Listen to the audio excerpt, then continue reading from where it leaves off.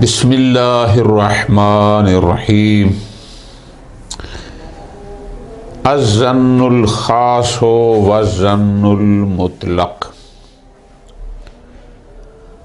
شیخ مظفر رحمۃ اللہ علیہ اصل بحث حجیت میں داخل ہونے سے پہلے جو چیزیں بطور مقدمات ذکر فرما رہے تھے ان میں سے ناواں مقدمہ یا ناواں امر جو انہوں نے ضروری سمجھا کہ متوجہ کروں وہ ہے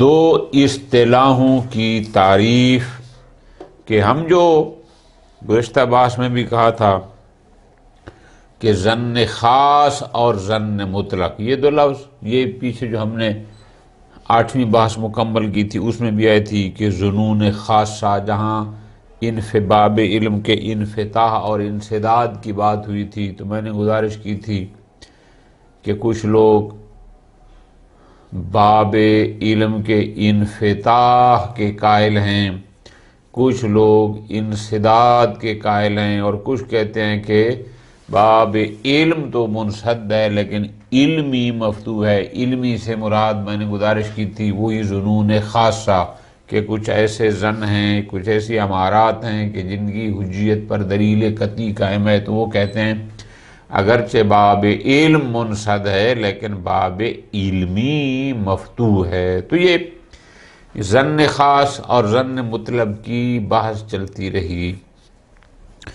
جو لوگ انسداد کے قائل ہیں، اور انسداد کی بھی میں نے گزارش کی تھی کہ انسداد کی دو قسمیں تھیں، یہی گزشتہ درس میں ہی کہ ایک انسداد صغیر ہوتا ہے، ایک انسداد کبیر ہوتا ہے۔ تعریفیں ہو گئیں، تکرار کی ضرورت نہیں ہے۔ جو لوگ انسداد کبیر کے قائل تھے وہ مطلق ظن کی حجیت کے قائل تھے، چونکہ وہ کہتے ہیں جب راہ علم بھی منسد، راہ علمی بھی منسد، تو لہذا شک کے بعد چونکہ ظن کا مرلہ آتا ہے، ظن ہوتا ہے شک اور یقین کے درمیان کا مرلہ، لہذا جس راستے سے بھی جس طریقے سے بھی انسان کو کوئی ظن حاصل ہو جائے بشرطے کہ اس ظن کے بطلان پر کوئی دلیل قطعی نہ ہو بس وہ ظن حجت ہے۔ تو یہ ہوتا ہے مطلق کے ظن۔ لیکن ایک ہوتا ہے جو ہم لوگ ہیں یا متاخرین یا جو آج کا زمانہ ہے کہ جو کہتے ہیں ٹھیک ہے اکثر احکام شرعیہ میں باب علم تو منسد ہے لیکن باب علمی مفتوح ہے۔ باب علمی سے مراد کیا؟ یہی ظنون خاصہ۔ ٹھیک ہے جی، خوب۔ پس کیا تعریف ہو گئی ظن مطلق اور ظن خاص کی؟ تو بالکل آسان جواب، یعنی وہ ظن کہ جس کی حجیت پر کوئی دلیل قطعی موجود ہو ہم اس کو ظن خاص کہتے ہیں۔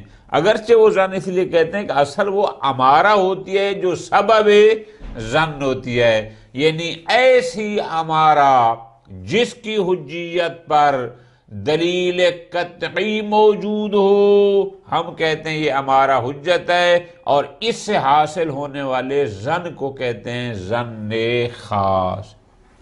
اور دوسرا ہوتا ہے ظن مطلق۔ ظن مطلق کیا؟ ظن مطلق میں نے گزارش کی کہ وہ لوگ جو انسداد کبیر کے قائل ہیں وہ کہتے ہیں چونکہ نہ باب علمی مفتوح ہے نہ باب علم، لہٰذا وہ کہتے ہیں مطلق ظن۔ خوب، پھر یہ بات ہم نے کی تھی کہ ظن خاص حجت ہے۔ پیچھے ہم نے جو کہا تھا کہ الامارہ حجت، موطن امارات میں ہم نے یہ بھی بیان کیا تھا کہ ہم جن امارات کو حجت قرار دیتے ہیں وہ فقط انسداد کی صورت میں نہیں بلکہ انفتاح باب العلم کی صورت میں بھی ہم ان کو حجت مانتے ہیں۔ یہ جو پچھلا مقدمہ تھا 8 نمبر وہ اسی موطن حجیت امارات کے بارے میں ہمارا نظریہ وہاں یہ تھا بے شک باب علم مفتوح بھی کیوں نہ ہو تو بھی یہ امارات جن کی حجیت پر دلیل قطعی ہے یہ حجت ہیں، اور اگر باب علم منسد ہے بہترین اولا حجت ہے۔ تو پس اب ہم آگئے اس بحث میں کہ اب ہمیں آیا مطلق ظن مطلق کی حجیت پر بحث کرنے کی ضرورت ہے یا نہیں ہے؟ شیخ مظفر فرماتے ہیں نا، جو لوگ انسداد کبیر کے قائل ہیں وہ تو بے شک اس سے بحث بھی کرتے رہیں اور ظن مطلق کی حجیت کو ثابت کرتے رہیں، لیکن ہمارے نزدیک چونکہ باب علمی، جس کو طریق علمی بھی کہتے ہیں، علمی اسی لیے کہتے ہیں کہ اس کی حجیت پر قطع اور یقین ہوتا ہے، دلیل قطعی ہوتی ہے، اس لیے ہم اس کو علم کی نسبت ہیں۔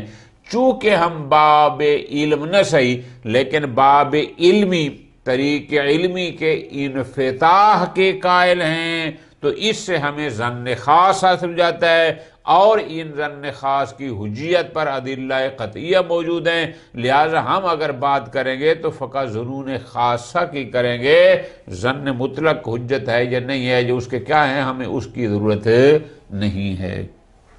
البتہ انشاءاللہ اگلے 10ویں نمبر مقدمہ میں تھوڑا سا ہم آپ کو دلیل انسداد کے بارے میں بتائیں گے ضرور، تاکہ یہ پتہ ہو یہ دلیل انسداد ہے کیا، اس کے مقدمات کیا ہیں، اس کا نتیجہ کیا ہے۔ چونکہ انشاءاللہ اللہ نے آپ کو ہمیں توفیق دی تو جب ہم رسائل میں پہنچیں گے، شیخ انصاری رحمۃ اللہ علیہ نے وہاں پر لمبی چوڑی بات دلیل انسداد کی ہے، لیکن شیخ مظفر رحمۃ اللہ علیہ نے چونکہ اس کو بہت مختصر بیان کیا، انشاءاللہ ہم اس کو اگلے درس میں باقاعدہ علیحدہ مقدمہ میں بیان کریں گے۔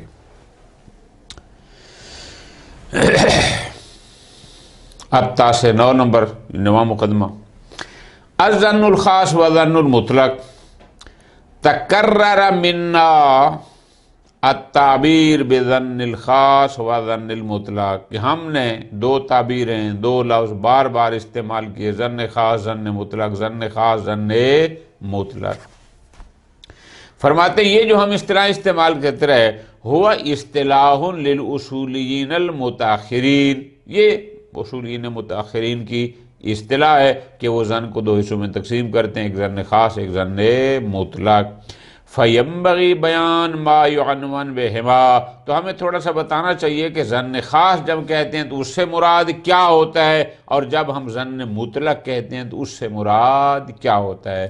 فرماتے ہیں فنقول یراد من الظن الخاص، ظن خاص سے مراد کیا ہے؟ فرماتے ہیں کل ظن قام دلیل قطعی علی حجیتہ و اعتبارہ بخصوصہ، ہر وہ ظن جس کی حجیت پر دلیل قطعی قائم ہو، و اعتبارہ بخصوصہ، دلیل قطعی عموماً باقاعدہ اس خاص ظن کو حجت قرار دے رہی ہو، اس کو ہم کہتے ہیں کہ یہ ظن خاص ہے، البتہ وہ دلیل انسداد کبیر نہ ہو، یعنی دلیل انسداد کبیر کے علاوہ کوئی اور دلیل قطعی یقینی اس کی حجیت پر اور معتبر ہونے پر دلالت کر رہی ہو،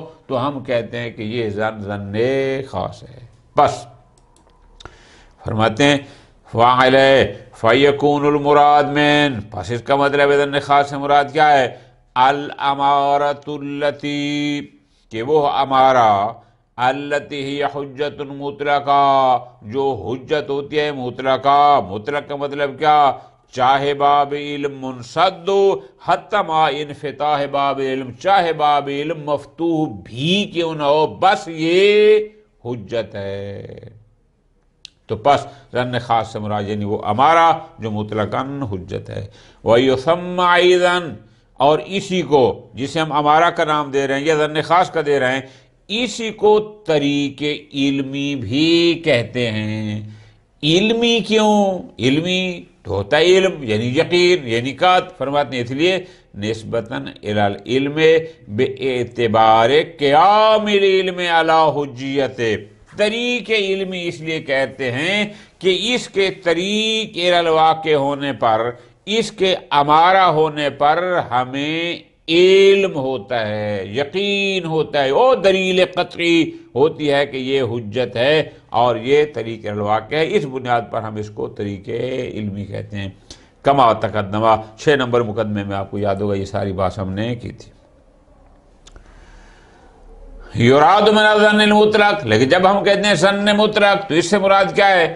کل ظن قام دلیل الانسداد الکبیر علی حجیتہ و اعتبارہ، جس ظن کے حجت اور معتبر ہونے پر فقط دلیل انسداد کبیر دلالت کر رہی ہو اس کو کہتے ہیں ظن مطلق۔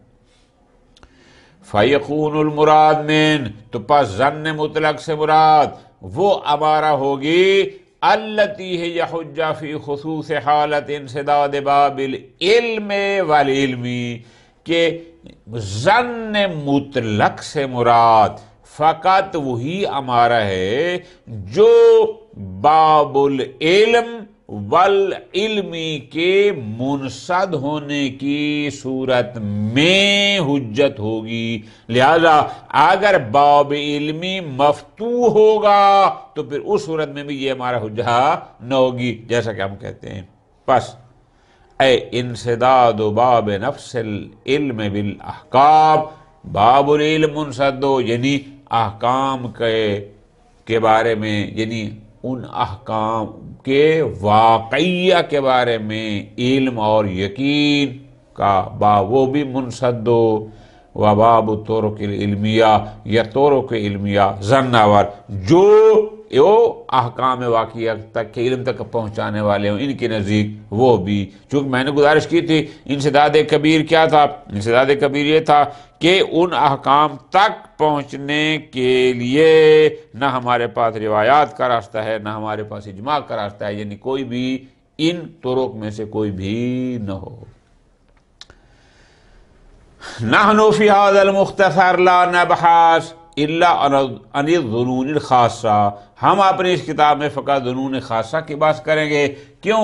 اما ظنون مطلقہ فلا نتعرض لہا، ہم ظنون مطلق کی بات نہیں کریں گے۔ وجہ لثبوت حجیت جملۃ من الامارات، چونکہ ہمارے نزدیک کچھ امارات ہیں جن کی حجیت ادلہ قطعیہ کے ذریعے ثابت ہو چکی ہے، تو جب وہ ثابت ہو چکی ہے المغنیت عندنا، تو پس ان امارات کا ادلہ قطعیہ کے ذریعے حجت ثابت ہونا ہمیں بے پرواہ کر دیتا ہے۔ کیا فرض انسداد، کہ ہم یہ فرض کریں کہ باب العلم اور باب علمی دونوں مسند ہیں، اگر یہ منصد ہیں تو پھر ہمیں ظن مطلق کی طرف جانا ہے۔ فرماتے ہیں نا فلا تاثر النوبہ الی ھذا الفرض، ہمیں اثر اس فرض کرنے کی نوبت ہی نہیں آتی، ضرورت ہی نہیں ہوتی، تاکہ ہم پھر دلیل انسداد کی بات کریں، تاکہ ہم دلیل انسداد کے ذریعے مطلق ظن کی حجیت کو ثابت کریں۔ نہ، ہم جب باب علمی کے انفتاح کے قائل ہیں